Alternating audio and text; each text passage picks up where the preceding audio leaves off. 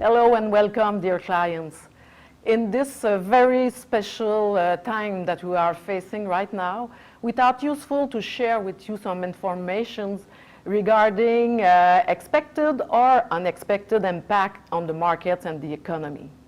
To do this, we have the chance to have with us today the Chief Economist and Strategist of National Bank of Canada, Mr. Stéfane Marion. Stéfane, thank you so much to be here with us. Thanks for having me. We know your agenda must be pretty busy, so we have done our homeworks. We have listed some questions.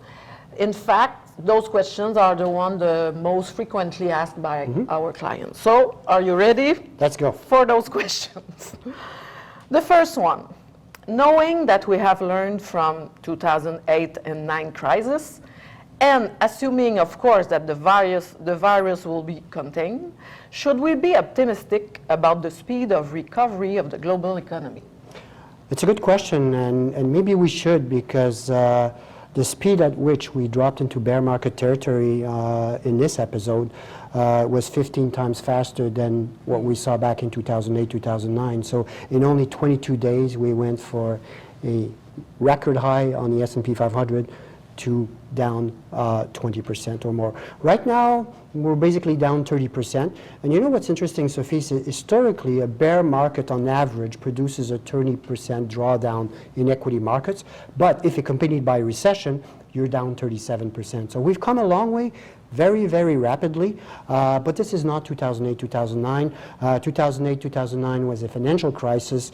What is causing uncertainty in markets right now is pandemic fears. Yeah. And that's very important, because there's no blueprint on how markets cope with a pandemic. And the reality is, you know, people sometimes will make reference to 1918, 1920, the Spanish flu episode, yes, pandemic, and they'll say, well, here are similarities.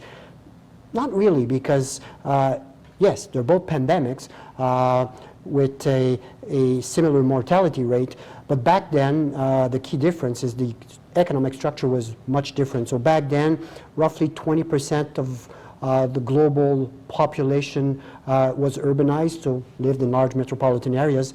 Now you're at close to 60%. So what that means is that contagion will be much faster, but at the same time, the authorities know how to limit contagion. So this is what's happening right now. So my view is that to the extent that there is light at the end of the tunnel, where we see what's happening in China right now, where new cases are well below recovered cases, it shows that, yes, it's very painful in the short term, but in the span of only a few weeks, you can aspire to an economic rebound. So I do believe that this is a temporary episode, more temporary in nature than 2008, 2009. So we will stay optimistic. We have to. We have to, yes. We have to. A second question, a multi-part question, this one.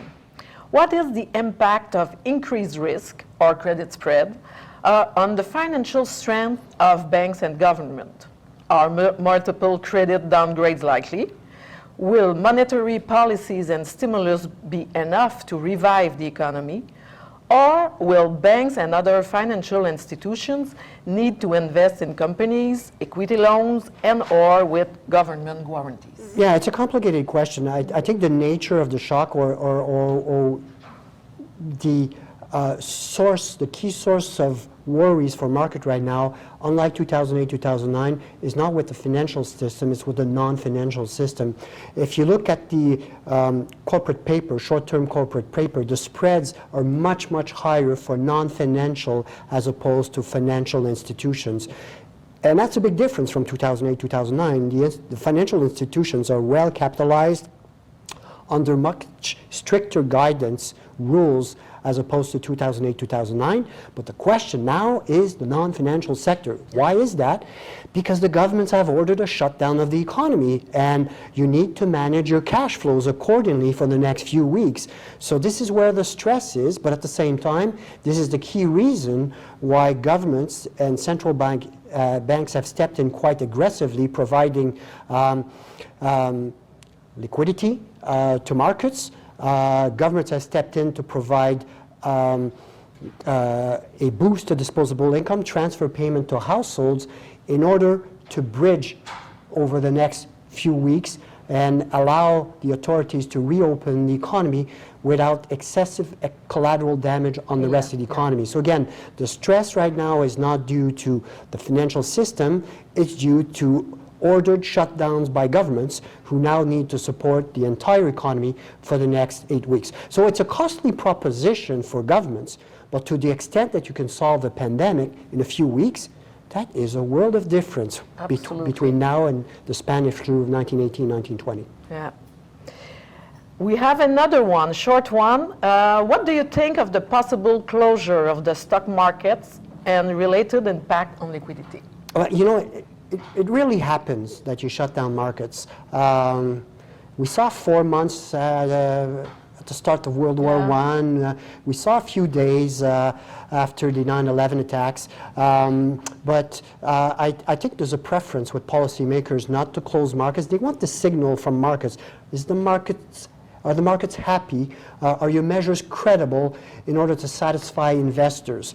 So I think there's a preference to keep them open, but you can't exclude that in a context where there's an ordered shutdowns of downtown areas, say New York, Toronto, Montreal, Paris, London. Due to the pandemic, maybe? Due to pandemic fears, it is possible. You can't exclude it. I mean, we saw that in China, they did shut down their financial markets for a few extra weeks while they were coping with the epidemic. So you can't exclude it. It's not the norm, but you can't exclude it in the case of pandemic. I mean, again, these are uncharted territory. Yeah, I know. Fourth question. The loonie, the Canadian dollar, continues its descent against the US dollar. How do you anticipate this dynamic will play out over the next few months in a scenario where the crisis is resolving? Well, I mean, the first lesson is that the US dollar is not a safe haven, the Canadian dollar is not a safe haven currency, right? We're learning that again. So first of all, from your own portfolio standpoint, it's important to have a share of your portfolio that is exposed to the US dollar. When there are crisis scenario, it does provide some buffer there. So Canadian dollar has been hit left, right, and center due to pandemic fears, but also due to this price war between Russia and Saudi Arabia, which has quite depressed oil prices quite significantly, and now shutdowns in major areas that depresses demand. So where we stand right now is I do believe that if there will be a rebound in the second half this year, which is our baseline scenario, clearly the US dollar should start depreciating because people will say, oh, we don't need the safe haven currency anymore if things start picking up. So in our current scenario, we have a potential 2 or 3 cent downside to Canadian dollar, but the brunt of the downside, I believe, is behind us. So I would think that Canadian dollar should do better in the second half of this year. Again, stay optimistic. Well, no, but the reality is China's reopening. Congestion, traffic congestion in the 30 biggest cities in China is back to 90% of what it normally is. So they have reopened their economy after a few weeks of shutdown. Things are normalizing in China. And you know what? You can't dismiss it because China is such a bigger part of the economy now as it was back in 2008, 2009, that it can help drive a number of emerging markets in a global economic pickup over the next few months. So yes, it's not US will slow down, but China's picking up. There's an offset there. So yes, Canadian dollar could pick up under these circumstances. Let's cross our fingers. Stéfane, are we headed for negative interest rates in 2020? There's been a lot of concern about that, and I think what's important, we've had discussion in recent weeks with policymakers, and there seems to be a preference in North America not to repeat the European experience with negative interest rates, because negative interest rates, you could say, well, yeah, we go there, but it's hard to get out of a negative interest rate structure. And the longer you're there, the more chances you have of having capital allocation that is not optimal, or you can put undue stress on your financial system via, let's say, insurance companies in the Eurozone, whereas rates are so low, they're negative, depressing the insurance sector, which leads to a surge in insurance premia for households. And I don't think this is a solution. So there's a recognition in North America that the European experience is not conclusive. So I think there's a preference here that you bring rates close to 0.25, 0.5, or even 0.75 where we are here in Canada, then you leave them there, and then you come up with alternative measures. It could be quantitative easing, it could be aggressive fiscal policy, fiscal stimulus, and this is what we're seeing in North America right now. So I think that the scope for negative interest rates is much less than we would have thought, say, a year ago. There's other tools than negative interest. I think there are better tools. Better tools. Yeah. The last, but not the least, because this one is personal. If you have some cash today, some liquidity to invest, what would you do? Again, as I said, Sophie, before, like, these are pandemic fears. We know that the market normally declines by roughly 30% when there's a recession. We're there now, but we're not just coping with liquidity injections, it's pandemic. So the question is, how long will the authorities shut down the economy, right?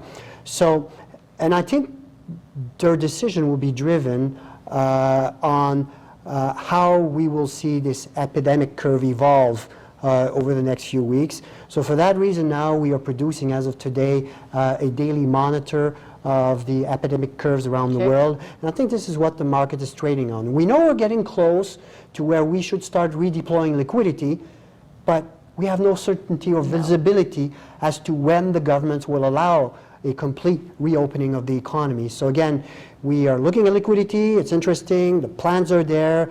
They're bridging the gap between now for the next few weeks.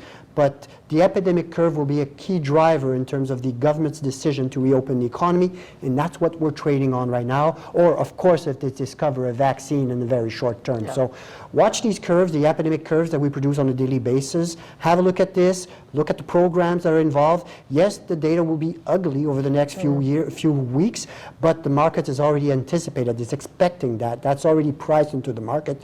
Now it's just a matter. It's already in the price. Absolutely. A good part is, now it's just a matter, what is your visibility about the timing for reopening the economy? Our forecast is over the next few weeks, but it will be driven by these epidemic curves. We will stay tuned, of course. We have to. We have to.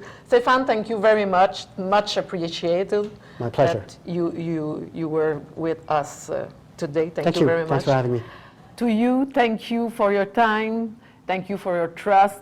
Be assured that we will always be there to support you, now more than ever. And above all, take good care of yourself and your loved one. Thank you. Hope to see you soon. Bye-bye.